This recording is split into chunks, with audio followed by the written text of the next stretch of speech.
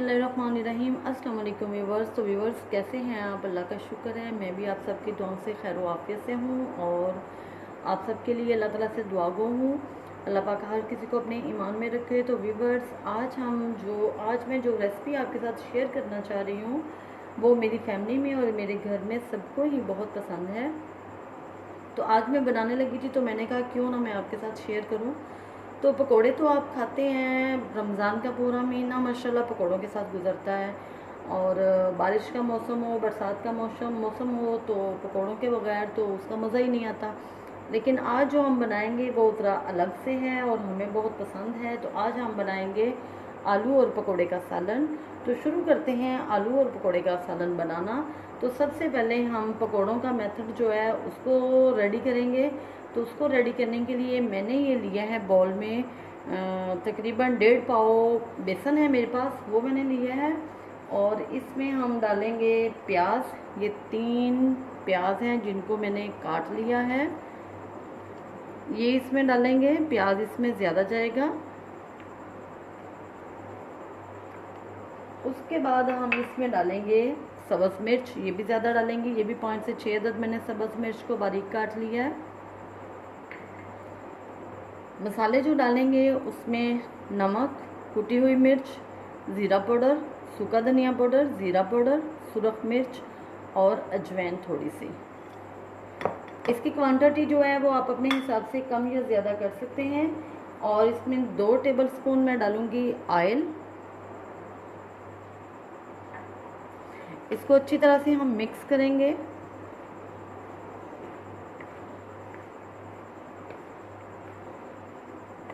आलू इसमें हम नहीं डालेंगे, आलू हम जो सालन बनाएंगे, ग्रेवी बनाएंगे, उसमें हम आलू डालेंगे।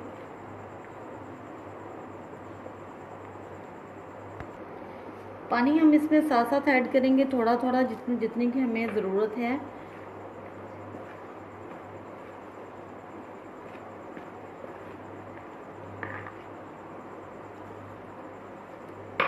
एक गिलास मैंने पानी का लिया है।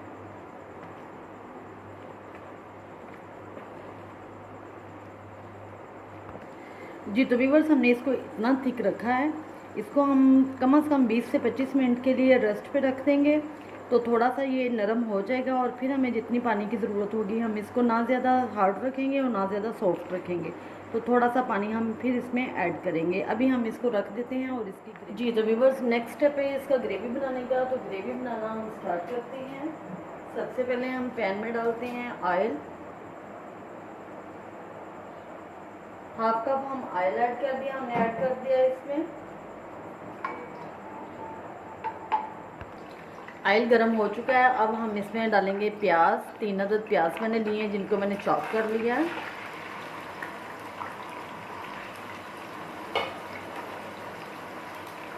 प्याज को हम फ्राई करते हैं।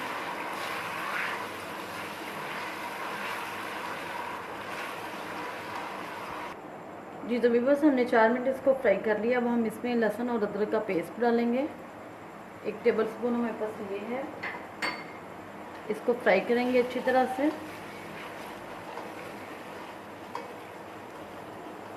2 से 3 मिनट हम इसको फ्राई करते हैं।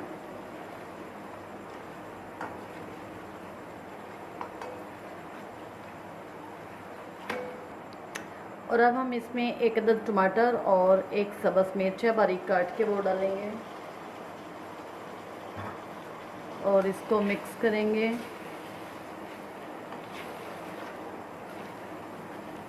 टमाटरों को सॉफ्ट होने तक हम इसको पकाएंगे।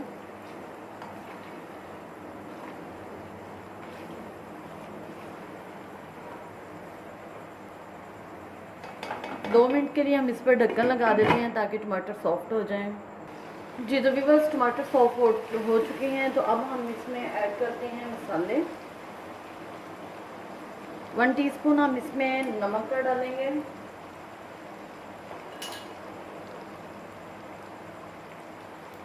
हल्दी 1/2 टीस्पून। रेड मिर्च भी 1 टीस्पून भर के। इसमें ये मसाले ज़रा स्पाइसी अच्छे लगते हैं। इसकी अच्छी तरह से बुनाई करेंगे। हल्का सा पानी का छींटा लगाते हैं।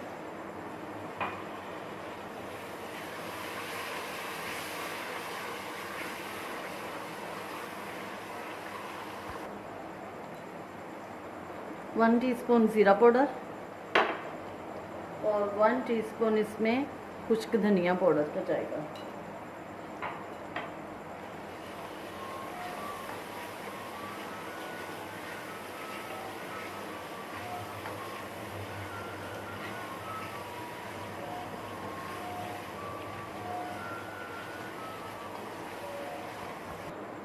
ये 2 अदद मैंने आलू लिए हैं जो बड़े साइज में काट लिए हैं। इनको डाल के मिक्स करते हैं और अच्छी तरह से इसकी भुनाई करते हैं। कम से कम 5 मिनट हम इसको भूनेंगे मसाले में।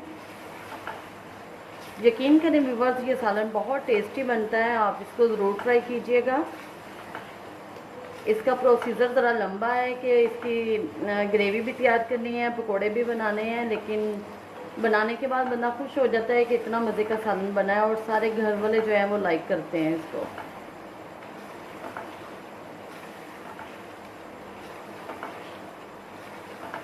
कौरमे से ज़्यादा मज़ा आता है इसका।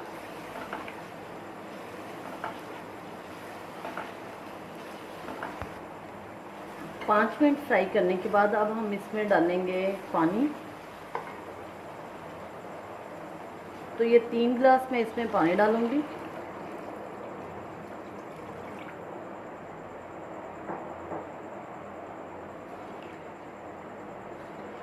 जब हमने इसमें पकोड़े बना के ऐड करने हैं तो पकोड़ों ने काफ़ी ज़्यादा पानी जो है वो जज़ब कर लेना है।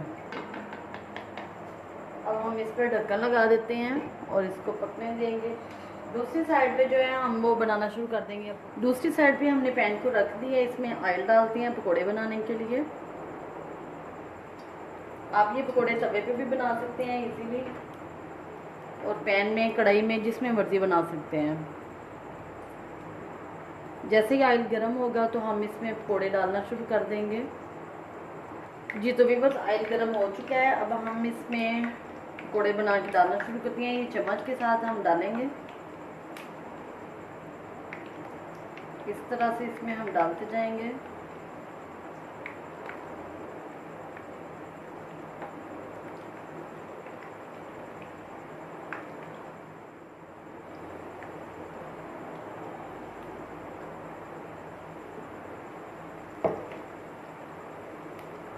एक साइड इसकी ब्राउन हो चुकी है, हम साइड चेंज कर लेते हैं।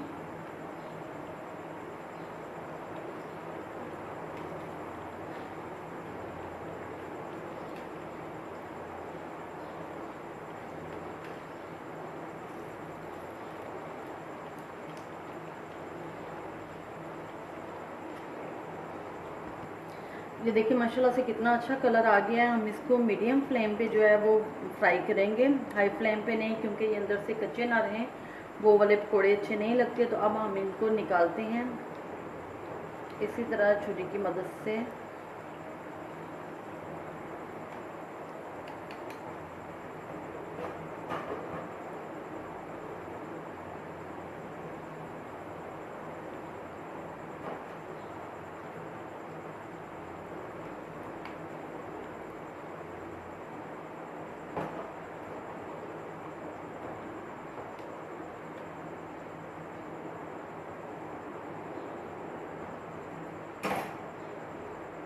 और पकोड़े डालना शुरू करते हैं।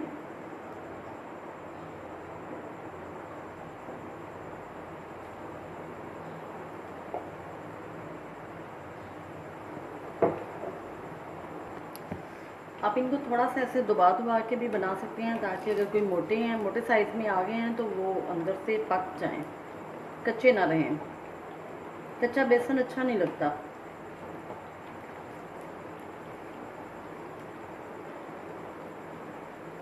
जी तो ये भी माशाल्लाह से रेडी हो गए हैं, इनको भी हम निकाल लेते हैं।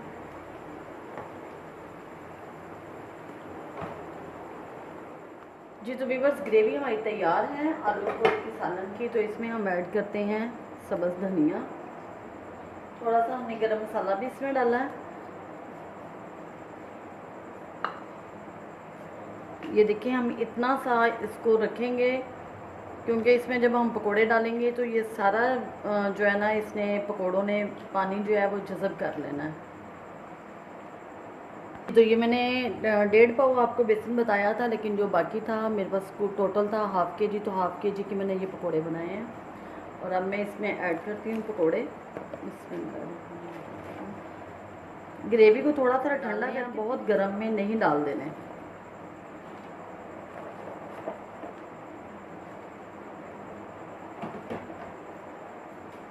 आलू सिर्फ मैंने 2 ही डाले हैं क्योंकि आलू इसमें कम ही और हर तरफ चहल पहल जो है वो इसकी पकोड़ों की नज़र आती है। आलूओं का बस नाम ही होता है।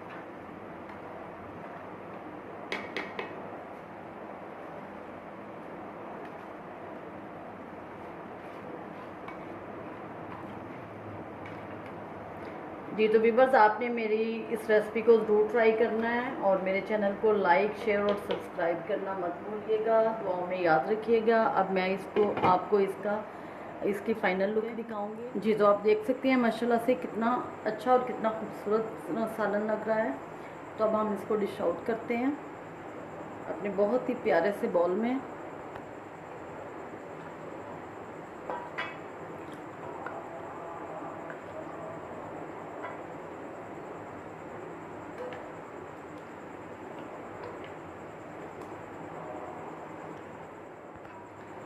जी तो व्यूअर्स, ये फ़ाइनल लुक है हमारे सालन की, आलू पकौड़े की, जो कि बहुत ही मज़े का और लजीज है। आप इसको ज़रूर ट्राई कीजिएगा। अल्लाह हाफ़िज़। दुआओं में याद रखिएगा।